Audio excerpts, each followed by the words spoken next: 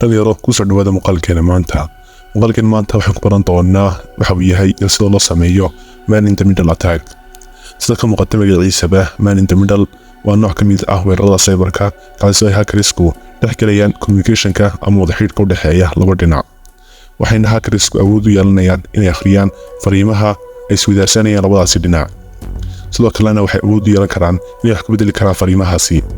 tan ugu khatarsan ee samayn karaani waa inay iska dhigi karaan labadaas dhinac mid ka mid ah, halka dhinacii kalena uu haysto inuu la xiriirayo dhinacii uu doonayay ee legitimate-ka ahaa, isagoo ay fariimihiisuna ku dhacayaan hackerskii. haddaba meelaha aadka loogu sameeyo ee loo adeegsado man in the middle attack waxaa ka mid ah bangiyada qaybahooda online ah ee ay macaamiishoodu gelinayaan xogtooda, halkaasina ay ka maamushaan akoonadooda. waxay hackersku dhex gelayaan wada xiriirka labadaasi dhinac, waxayna xadi karaan macluumaadka sirta ah ee isweydaarsanayaan sida username-ka iyo password-ka oo kale. waxyaalo ka mid ah meelaha aadka loogu adeegsado man in the middle attack-ga websites-ka e-commerce-ka ah oo iyana si la mid ah bangiyada macaamiishooda ay ka isticmaalaan online, halkaasi ay gelinayaan macluumaadkooda sida xogta kaarka oo kale ama wax la mid ah. intaas daynu ka nimaadno hordhaca man in the middle attack, aynu isku dayno inuu samayno man in the middle attack. waxaynu adeegsan doonaa machine-skeenii aynu hore ugu shubannay. waxaynu muuqaalka u baahannahay inaynu soo kicinno Kali Linux, pfSense, Ubuntu iyo Windows 10. marka ugu horeysa dhammaantood soo kici. kadib soo gal Kali Linux, soona furo terminalka. waxaanu ku qortaa command-kan aynu ku degsanayno ethercap oo ah tool loo isticmaalo man in the middle attack-ga. waxaynu adeegsan doonaa ARP spoofing. ARP spoofing waa mid ka mid ah techniques-ka lagu dhex isticmaalo ama lagu dhex adeegsado man in the middle attack-ga.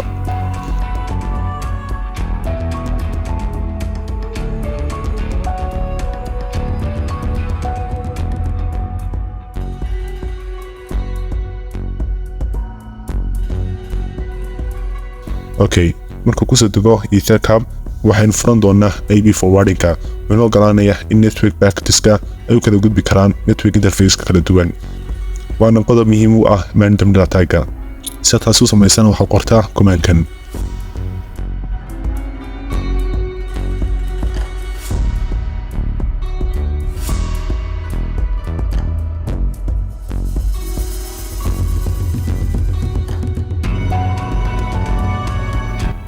intaasi kadib aynu adeegsano ethercap waxaadna qortaa command-kan. labadaas IP-na waa midna waa victim key, midna waa target key. marka victim imika waxaa inoo noqonaya Ubuntu, Windows 10na waa inoo target. waxayna soo horeysaynaa Ubuntu.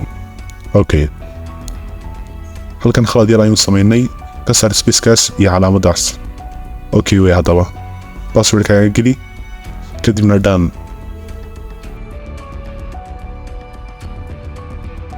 intayna packets-ka intercept garayn aynu machine-skeenna default gateway-ga uga soo dhigno Kali Linux. soo gal command prompt-ka Windows kuna qor command-kan si uga dhigato Kali Linux default gateway.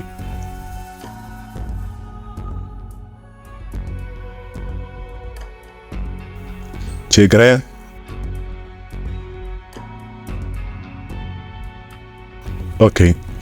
soo gal Ubuntu kuna qor command-kan.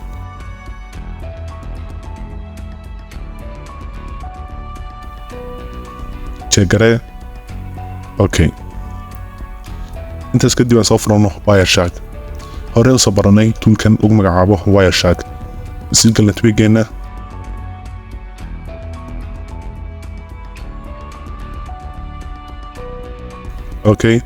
haddaba dib ugu soo noqo machine-skeenii. waxaadna soo booqataa websites isticmaalaya HTTP protocol oo ah protocol aan ammaan ahayn kaasoo websiteska qaar isticmaalaan. tusaale ahaan waxaan soo booqaynaa website-kan lagu magacaabo http4ever.com.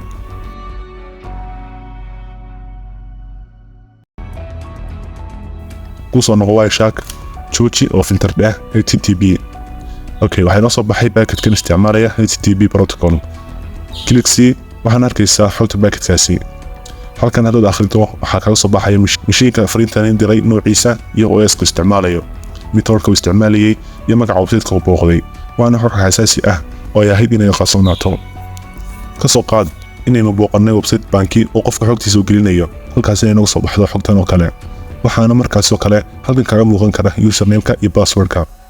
marka iminka shaqadaas ma qabanayno aynu xogtan export dhahno file taabo kadibna dooro export specified practice waxaana xogtan loo adeegsan karaa in lagu sameeyo analyzing sidoo kale waxaa loo isticmaali karaa in lagu sameeyo tixraacyo okay muuqaalkeena maanta intaas ayuu ka egyahay intayna keliya toban qaab basic ah oo loo sameeyo man in the middle attack waxaan muhiim ah inaad wax badan sii baarto oo aad daraasayso nabada muuqaalkan asxaabtaada mahadsanid